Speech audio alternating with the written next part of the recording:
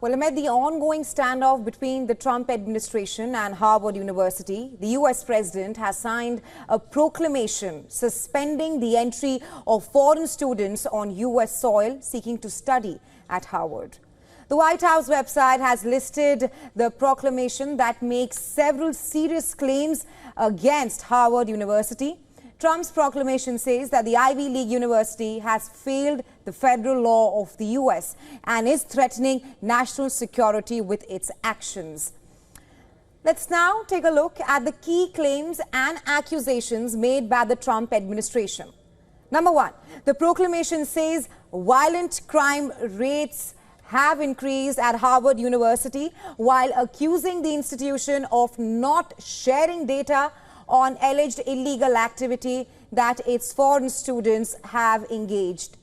Further, it also claims that Harvard's own records on disciplinary issues are incomplete, while accusing the university of only sharing 3 cases with the U.S. administration.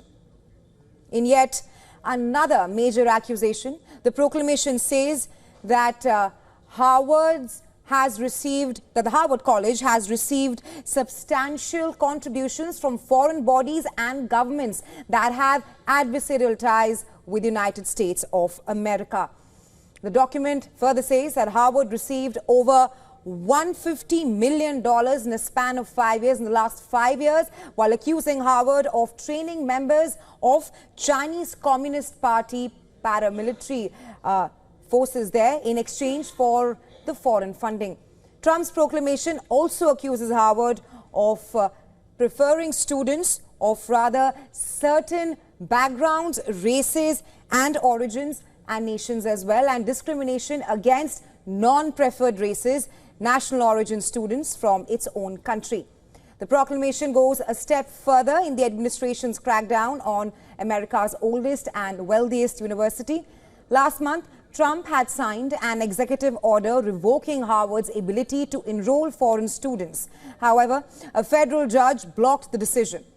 But just ahead of the court injunction, the Trump administration took a step back, and on May 29th, the White House sent a notice of intent to Harvard, giving the university 30 days to contest the decision. However, it remains unclear what happens now after Trump's latest proclamation that denies entry to Harvard-bound students.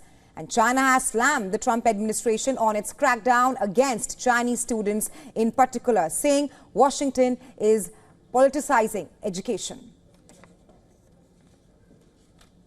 The education cooperation between China and the U.S. is mutually beneficial. China has always opposed the politicization of educational cooperation. The relevant actions of the United States will only harm its own image and credibility of the United States. China will firmly safeguard the legitimate rights and interests of Chinese students and scholars overseas.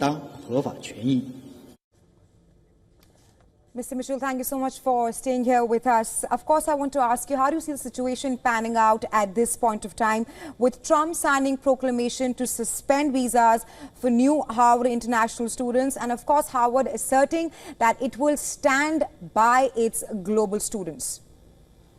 Well, first we should recognize that it's not just Harvard that's coming under attack. Harvard is, of course, the most prominent, most famous of American universities, but if he's going to do it at Harvard, he's going to do it elsewhere as well. And the truth is that there's a lot of complexity in what Trump is saying, right? So the idea that there's a rise in crime, violent crime at Harvard University or Columbia or somewhere like that, I don't really know what the evidence for that is. The idea that international students are coming to America, paying all this money to study, and then going on crime sprees is laughable, right? On the other hand, it is true that many of these elite universities take money from foreign powers that are not friends of the United States. On the other hand, Donald Trump takes money from foreign powers that are not friends of the United States, notably the Qatari jet, notably the years of campaign assistance he's got in one form or another from Russia. And there's also another issue here. It is also true that when a university like Harvard or any other university educates people from all over the world, some of those people go back and do things that the United States government would rather they not do. But that, so what? I mean, that's not such a big deal, given the value of having these elite top universities and bringing in so many great students who contribute so much, not just to life at these universities, including Harvard, but to the American economy and American life in general. And this is one of those situations where if we had a president who was rational, who cared about the United States, who wanted to solve problems, we could have a meaningful dialogue here. The dependence upon international students, which is a financial dependence as well, by universities, and it's not just Harvard and it's not just elite universities, is something we should discuss. Every one of those international students, they bring in money, but they also take a seat that could go to a working class American, regardless of that working class American's racial or ethnic background. So these are issues we could discuss. The way Trump is doing it is terrible, because what he's trying to do here, regardless of what he says he's trying to do, is destroy these universities. And our universities, and not just Harvard and not just the elite ones, are a source of tremendous strength for our country. Right, Mr. Mitchell, thank you so much for joining us here on Race to Power with your insights. Thank you for having me again.